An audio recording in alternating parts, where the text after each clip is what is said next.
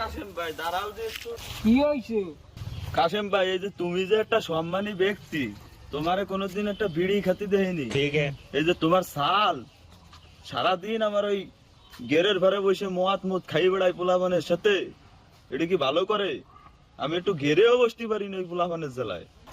দাঁড়া, আজকে কোনো মতে বাড়ি যাত্রী নেই, আরে তো বুঝতেই পারি না, আজকে ওর একদিন কি আমার একদিন।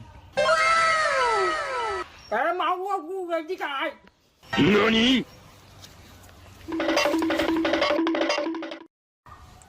কি হয়েছে আব্বা? মানসি আমার কাছে নালিশ করে, তুই বললে কি মুহূর্ত খাওয়া দিছিস? মুত না আব্বা, মদ। ওই যা হইছে হইছে, এদিকে আয়। হাত কেন দিয়েন দে, আমি বুড়ো মানুষ, আজ আসি কাল নাই, আমার মাথা শুয়ে ক, তুই আর এইসব জীবনে শুয়ে দেখবি না। তোমার মাথা শুয়ে কসম খাচ্ছি, শুয়ে দেখা তো দূরের কথা, চোখ দিয়েও দেখবো না। শুয়ে দেখা তো দূরের কথা, চোখ দিয়েও দেখবো না।